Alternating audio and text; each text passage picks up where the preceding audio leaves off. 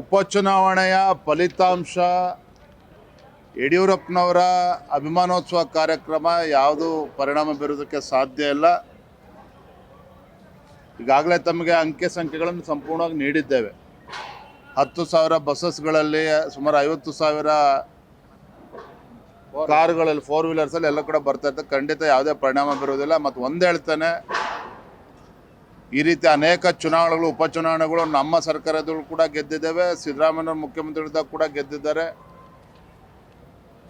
ಸೋಲಿನಿಂದ ಹತಾಶ ಆಗ್ತಕ್ಕಂಥ ಪ್ರಶ್ನೆ ಉದ್ಭವ ಆಗೋದಿಲ್ಲ. ಪ್ರಧಾನಮಂತ್ರಿ ನರೇಂದ್ರ ಮೋದಿಜಿ ಅಂತಕ್ಕಂಥ ಒಂದು ದಿಟ್ಟ ನಾಯಕತ್ವ ಈ ದೇಶಕ್ಕೆ ಸಿಕ್ಕಿರುವಂಥದ್ದು. ನಿತಿನ್ ನಬೀನ್ ಜಿ ಅವರು ಒಬ್ಬ ಯುವ ರಾಷ್ಟ್ರೀಯ ಅಧ್ಯಕ್ಷರು ಇವತ್ತು ನೇತೃತ್ವನ ವಹಿಸ್ಕೊಂಡಿದ್ದಾರೆ. ಗೃಹ ಸಚಿವರು ಅಮಿತ್ ಶಾ ಜಿ ಅಂತಕ್ಕಂಥ ಒಬ್ಬ ಚುನಾವಣಾ ಚಾಣಕ್ಯ ನಮ್ಮ ಜೊತೆಲಿದ್ದಾಗ ಯಾವುದೋ ಉಪಚುನಾವಣೆಗಳ ಸೋಲು ಅಥವಾ ಹಿನ್ನಡೆ ಇದು ಯಾವುದೂ ಕೂಡ ತಲೆ ಕೆಡಿಸ್ಕೊಳ್ತಕ್ಕಂಥ ಪ್ರಶ್ನೆನೇ ಇಲ್ಲ. ಏನಿವತ್ತು ಗ್ಯಾರಂಟಿಗಳಿಂದ ಬೀಗ್ತಾ ಇದ್ದಾರೆ. ವಂಶೋದಯ ಮಲ್ಟಿ ಸ್ಪೆಷಾಲಿಟಿ ಆಸ್ಪತ್ರೆ ಕೋಲಾರ. ಇಲ್ಲಿ ಅತ್ಯಾಧುನಿಕ ತಂತ್ರಜ್ಞಾನವನ್ನ ಬಳಸಿ ಎಲ್ಲಾ ಮೂಳೆ ಸಂಬಂಧಿ ಕಾಯಿಲೆಗಳಿಗೆ ಪರಿಹಾರ ಸಿಗುತ್ತದೆ. ಮೊಣಕಾಲು ನೋವು, ಬೆನ್ನು ನೋವು, ಸ್ಪೋರ್ಟ್ಸ್ ಸಂಬಂಧಿ ಸಮಸ್ಯೆಗಳು, ಮೂಳೆ ಮುರಿತ, ಸ್ಪೈನ್ ಶಸ್ತ್ರಚಿಕಿತ್ಸೆ, ಜಾಯಿಂಟ್ ರೀಪ್ಲೇಸ್ಮೆಂಟ್ ರೀತಿಯ ಎಲ್ಲಾ ಮೂಳೆ ಸಂಬಂಧಿ ಚಿಕಿತ್ಸೆಗಳಿಗಾಗಿ ಸಂಪರ್ಕಿಸಿ 7270727770 ವಂಶೋದಯ ಆಸ್ಪತ್ರೆ ಕೋಲಾರ.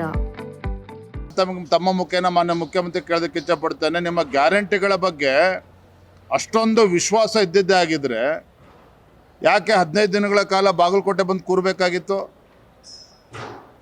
ಮತ್ತೊಂದು ಕಡೆ ಗೃಹಲಕ್ಷ್ಮಿ, ನಾನು ನೆನ್ನೆನೂ ಕೂಡ ದಾವಣಗೆರೆಯಲ್ಲಿ ಹೇಳಿದ್ದೇನೆ, ಗೃಹಲಕ್ಷ್ಮಿ ಇವತ್ತು ಚುನಾವಣಾ ಲಕ್ಷ್ಮಿಯಾಗಿ ಇವತ್ತು ಪರಿವರ್ತನೆ ಆಗಿರುವಂಥದ್ದು. ಗೃಹಲಕ್ಷ್ಮಿ ಇವತ್ತು ಬಡವರಿಗೆ ಯೋಜನೆಗಳು ಕೊಡಲಿ, ಇವರೊಬ್ಬರೇ ಅಲ್ಲ. ಯಡಿಯೂರಪ್ಪ ಇದ್ದಾಗ ಭಾಗ್ಯಲಕ್ಷ್ಮಿ ಕೊಟ್ಟಿದ್ದಾರೆ, ಸಂಧ್ಯಾ ಸುರಕ್ಷಾ ಕೊಟ್ಟಿದ್ದಾರೆ, ಬೈಸಿಕಲ್ ಯೋಜನೆ ಕೊಟ್ಟಿದ್ದಾರೆ, ಇನ್ನೂ ಕೂಡ ಒಳ್ಳೊಳ್ಳೆ ಯೋಜನೆಗಳನ್ನು ಕೊಟ್ಟಿದ್ದಾರೆ. ಆದರೆ ಇವತ್ತು ಗೃಹಲಕ್ಷ್ಮಿ ಚುನಾವಣಾ ಲಕ್ಷ್ಮಿ ಆಗಿರ್ತಕ್ಕಂಥದ್ದು ಖಂಡಿತ ಸರಿಯಲ್ಲ. ಪ್ರತಿ ತಿಂಗಳು ಕೊಡ್ತಕ್ಕಂಥದ್ದನ್ನು 5 ಕಂತುಗಳನ್ನು ಹಾಗೆ ತಡೆ ಹಿಡಿದುಕೊಂಡು ಉಪಚುನಾವಣೆಗೆ ಮೊನ್ನೆ ರಿಲೀಸ್ ಮಾಡಿದ್ದಾರೆ. ಇನ್ನು ಮುಂದಿನ ಕಂತು ರಿಲೀಸ್ ಮಾಡ್ತಕ್ಕಂಥದ್ದು ಜಿಲ್ಲಾ ಪಂಚಾಯತಿ ತಾಲೂಕು ಪಂಚಾಯತ್ ಚುನಾವಣೆ ಬಂದಾಗಲೇ. ಅಂದರೆ ಈ ರೀತಿ ಒಂದು ರೀತಿ ಜನರಿಗೆ ಆಮಿಷ ಹೊಡ್ತಕ್ಕಂಥ ರೀತಿಯಲ್ಲಿ ಇವತ್ತು ಯೋಜನೆಯನ್ನು ಕೊಡ್ತಾ ಇರುವಂಥದ್ದು. ಯಡಿಯೂರಪ್ಪನವರು ಮುಖ್ಯಮಂತ್ರಿಗಳಾಗಿದ್ದಾಗ ಆಮಿಷ ಅಲ್ಲ, ದೂರದೃಷ್ಟಿತ್ವ ಇಟ್ಕೊಂಡು ಭಾಗ್ಯಲಕ್ಷ್ಮಿ ಯೋಜನೆ 18 ವರ್ಷಗಳು ಪೂರೈಸಿದ ಮೇಲೆ ಆ ಹೆಣ್ಮಕ್ಳಿಗೆ ಅನುಕೂಲ ಆಗುವಂಥದ್ದು. ಈ ರೀತಿ ದೂರದೃಷ್ಟಿ ಇಟ್ಕೊಂಡು ಇವರು ಯಾವುದೇ ಯೋಜನೆಗಳನ್ನು ಕಾಂಗ್ರೆಸ್ ಸರ್ಕಾರ ಆಗಲಿ ಸಿದ್ದರಾಮಯ್ಯನವರು ಕೊಡೋದಕ್ಕೆ ಸಾಧ್ಯ ಆಗಿಲ್ಲ. ಈ ಉಪಚುನಾವಣೆ ಖಂಡಿತ ಭಾರತೀಯ ಜನತಾ ಪಾರ್ಟಿ ಆಗಲಿ ನಮ್ಮ ಕಾರ್ಯಕರ್ತರಾಗಲಿ ಹೆದರ್ಕೊಳ್ತಕ್ಕಂಥ ಪ್ರಶ್ನೆನೇ ಇಲ್ಲ. ಸಂಘಟನೆ ಗಟ್ಟಿ ಇದೆ, ನಮ್ಗೆ ಹಿನ್ನಡೆ ಆಗಿರ್ಬೋದು. ಇವೆಲ್ಲವನ್ನು ಮೀರಿ ಮುಂದೆ ಸಂಘಟನೆ ಬಲಪಡಿಸ್ತಕ್ಕಂಥ ಕೆಲಸವನ್ನು ಮಾಡ್ತೇವೆ. ಹಿರಿಯರ ಆಶೀರ್ವಾದದಿಂದ ರಾಜ್ಯದಲ್ಲಿ ಮತ್ತೊಮ್ಮೆ ಸರ್ಕಾರವನ್ನು ತರ್ತೇವೆ.